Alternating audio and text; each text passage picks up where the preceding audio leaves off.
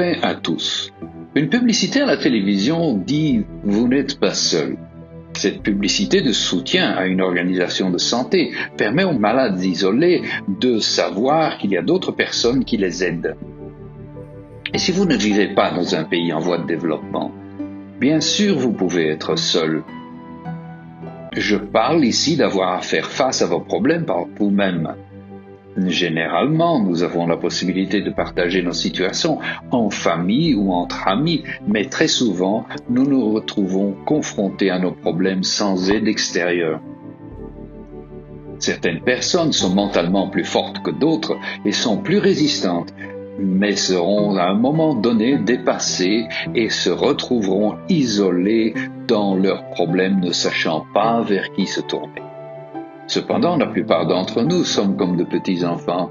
Nous pensons que nous pouvons tout faire nous-mêmes, mais en réalité, nous avons besoin des mains directrices de nos parents pour nous aider dans toute situation dans laquelle nous nous trouvons. La dure réalité est que la plupart du temps, ce n'est pas possible. Plusieurs fois, nous irons de l'avant et nous ferons le mauvais choix parce que nous n'avons eu aucun conseil sur la direction à prendre.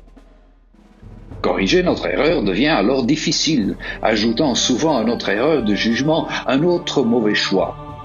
Parfois aussi, nous avons reçu des conseils d'autres personnes et nous appliquons ces conseils à notre situation, mais le conseiller nous a suggéré erronément.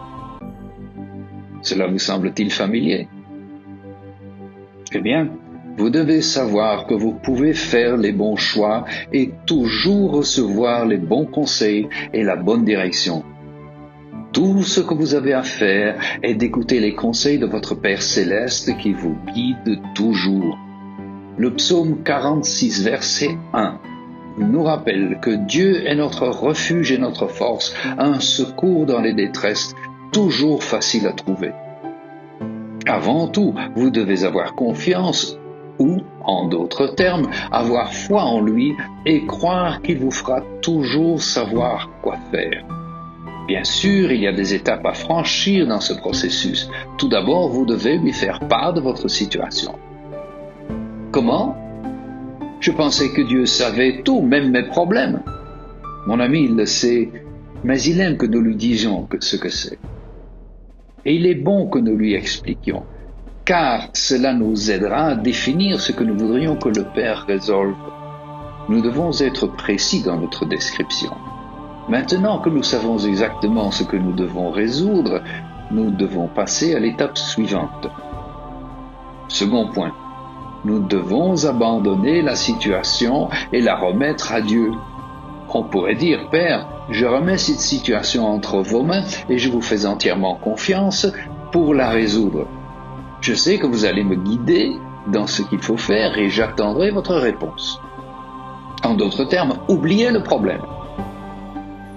Bien sûr, continuez à parler à Dieu, faites-lui savoir que vous lui faites confiance et rappelez-lui peut-être l'urgence de la situation.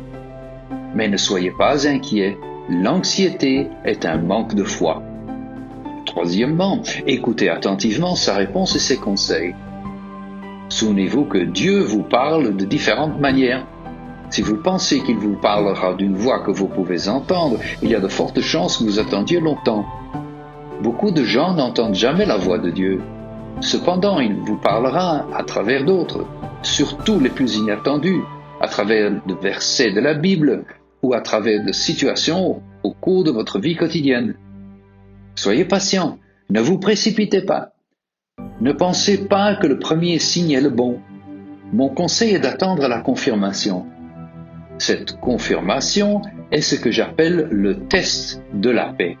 Le Saint-Esprit vous le fera savoir et vous sentirez dans votre cœur que ce que vous devez faire est la bonne chose. Vous aurez la paix dans votre cœur. S'il n'y a pas de paix, attendez plus longtemps et continuez à prier. Cela viendra et vous saurez que c'est la voie à suivre. Toujours, Dieu vous guidera. Souvenez-vous de la promesse de Dieu dans Deutéronome 4, verset 31. L'Éternel, ton Dieu, est un Dieu miséricordieux, et il ne t'abandonnera pas. Et dans Josué 1, verset 9, nous trouvons son commandement. Ne te laisse point terrifier et ne sois point effrayé, car l'Éternel, ton Dieu, est avec toi partout où tu iras. Donc, ton problème, donne-le à Dieu. Explique-le à Dieu par la paix dans votre cœur, vous aurez votre réponse. Que Dieu vous guide et vous bénisse.